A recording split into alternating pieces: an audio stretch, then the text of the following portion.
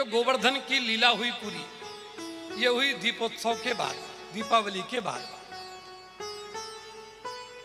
और दीपावली क्यों मनाई जाती है, इस पर आप लोगों ने कथाएं सुन रखी हैं कि जब प्रभु श्री राम वन से लौट कर आए तो दीपावली मनाई गई। उनके स्वागत में अयोध्या जी को दीप बल्लिकाओं से, दीप मालिकाओं से, दीप बल्ली यानी दीप की लताएं, जैसे नागवल्ली पान की लता को, जो पान होता है उसकी पान की लता को नागवल्ली कहा जाता है, वैसे दीपावली उसकी लताओं से, अर्थात हजारों हजारों दीप प्रज्वलित किए गए। तो क्या राम जी जब अयोध्या आए लौटकर, तब से ही दीप पर्व प्रारंभ हुआ? उसके पहले दीपावली नहीं मनाई जाती थी? अच्छा, मान लेते हैं कि राम जी के आने पर ही दीप पर्व प्रारंभ हुआ, तो ये लक्ष्मी पूजन महोत्सव कब से प्रारंभ हुआ? तो बहुत ध्यान से सुनिए, स्कंद पुराण में वैष्णव खंड के कार्तिक महत्व में जो वर्णन आता है कि ये दीपावली क्यों मनाई गई। राम जी के आने पर तो मनाई गई, निश्चित रूप से मनाई गई, लेकिन हुआ क्या? राम जी जब बन गए ना, राम जी को जब वनवास हुआ, उस दिन के बाद अयोध्या में कोई शुभ कर्म, कोई उत्सव हुआ ही नहीं। कोई उत्सव नहीं हुआ। जो भी उत्सव मनाए जाते थे वो सारे राम जी के विरह में अयोध्या वासियों ने कोई उत्सव नहीं मनाया, सारे उत्सव शून्य हो गए। इतना ही नहीं, राम जी जब वनगमन किए ना जी, कहते हैं इन 14 वर्षों में अयोध्या में एक भी व्यक्ति की मृत्यु नहीं हुई। प्राण सबके अटके हुए राम जी में, राम जी के दर्शन के लिए कि जब राम जी आएंगे तब हम उनका दर्शन पाएंगे, और तभी, इसलिए राम जी एक ऐसे अकेले देवता हुए, जब उन्होंने स्वधाम गमन किया तो अकेले नहीं किया, अपने इष्ट मित्र नगर वासियों के सहित सरयू में प्रवेश होकर वो वैकुंठ को पधारे। अकेले ऐसे कहने का तात्पर्य है कि जब राम जी नहीं थे तो कोई उत्सव नहीं था, लेकिन इसके पहले उत्सव मनाए जाते थे। और जब राम जी लौट कर आए तो जिस समय लौट कर आए उसी समय दीप पर्व था, इसलिए इसे दुगनी उत्साह के साथ मनाया गया, बहुत श्रद्धा भक्ति भाव के साथ मनाया गया। लेकिन इसके मनाने का मूल उद्देश्य, जिस समय वामन महाराज ने, ये स्कंद पुराण की कथा है, इसमें किसी को संशय, कोई कपोल कल्पित कथा मैं आपको नहीं बता रहा हूं, सप्रमाण कि स्कंद पुराण के वैष्णव खंड में कार्तिक महत्व में इस कथा का वर्णन है कि जिस समय राजा बलि का वामन महाराज ने पराभव किया, उनसे दान में 3 पग भूमि मांगी और वामन महाराज को राजा बलि ने सब कुछ प्रदान कर दिया। उस समय भगवान को इस संपूर्ण त्रिलोकी को नापने में 3 दिन लगे। अतल वितल सुतल तलातल महातल पाताल लोक, जितने भी नीचे के लोग थे, ऊपर के, है ना, भू भुआ स्व सत्य जना तपा, जितने भी लोग ऊपर के थे, इन सारी पूरी सृष्टि को वामन महाराज ने 3 दिन में नाप लिया। और उसके बाद जब वामन को बलि महाराज ने अपने आप को भी समर्पित कर दिया, तीसरे पग प्रभु मेरे शीश पर रखिए, स्वामी सहित उसका सब कुछ जब परमात्मा ने प्राप्त कर लिया, बलि के इस समर्पण को देखकर, बलि की इस वचनबद्धता को देखकर, इस दानवीरता को देखकर परमात्मा बहुत प्रसन्न हुए और बोले, मांग, तुझे कौन सा वर चाहिए? संपूर्ण राज्य तो छीन लिया और सुतल लोग का राज दे दिया बलि को, कि अब तुम सुतल लोक में जाकर, अतल वितल सुतल, है ना, मतलब पृथ्वी से भी 4 लोक नीचे, वहां का राजा बना दिया और कहा वरदान मांग।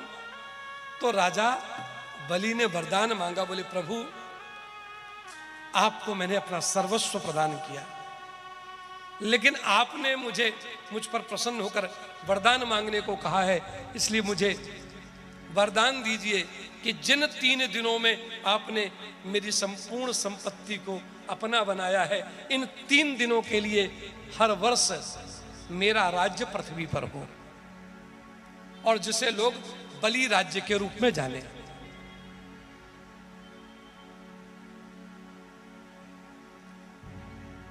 द्वादशी, त्रयोदशी और अमावस्या, और इन दिनों में जो लोग भी अपने घर में प्रकाश करें, सुंदर घर को सजाएं, ये बलि ने वरदान मांगा था, जिनकी कथा अभी आपने 2 दिन पहले पढ़ी। अपने घर को खूब सुंदर सुसज्जित सजाएं, उसमें खूब दीप मालिकाओं से उसे सुसज्जित करें, प्रकाशित करें, आप लक्ष्मी सहित उस घर में सदा सर्वदा निवास करें। राजा बलि ने सतयुग में यह वरदान मांगा कि 3 दिनों तक इसमें मेरा राज्य रहे, और इन 3 दिनों में जो लोग भी अपने घर में अंधकार रखें या शोक में डूबे रहें या कलह करें, उनके घर तो सदा सर्वदा दरिद्रता निवास करे।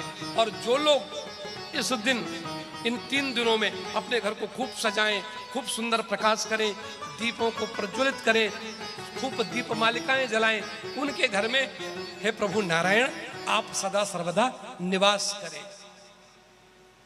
और निर्देशन किया कि अमावस्या के दिन लोग प्रभात काल में सुबह जल्दी उठकर स्नान इत्यादि करके व्रत से दीक्षित होकर और खूब सुंदर तरीके से घर को सजाकर संध्या पूजन करें। और रात्रि में, ये जो हम लोगों के यहाँ रात्रि में विभिन्न प्रकार के कौतुक होते हैं जो अब आतिशबाजी के रूप में होते हैं, इसका निर्देश भी स्कंद पुराण में किया कि रात्रि में घर का मुखिया अपने परिवार के साथ, आजकल तो मुखिया लोग सो जाते हैं, घर का मुखिया परिवार के साथ कौतुक करे। कौतुक करे का मतलब है रात में विभिन्न प्रकार के सुंदर, है ना, या तो वो आतिशबाजी करके उत्सव मनाए या ढोल मजीरे मृदंग इत्यादि से गायन करते हुए, भजन करते हुए रात्रि व्यतीत करे, उस रात्रि में कौतुक करे और शुभ कर्मों में प्रवृत्त हो। उसके घर में कभी भी लक्ष्मी का अभाव नहीं रहे, कभी भी आपका अभाव नहीं रहे। और जो नगर का मुखिया हो वो रात्रि में स्वयं पैदल निकल के इस पूरे कौतुक को देखे कि किसने कैसे क्या सजाया है। स्कंद पुराण में ये कथा वर्णन, और तब से ये दीपावली का पर्व लोग मनाने लगे इन 3 दिनों में। और ये जो आकाश दीप जलाते ना, जिसको आजकल लोगों ने विभिन्न विभिन्न रूप दे दिया, जिसको आप लोग क्या कहते हो, कोई गुब्बारा, कोई कहे स्टार, कोई तमाम नामों से उसे जानता है।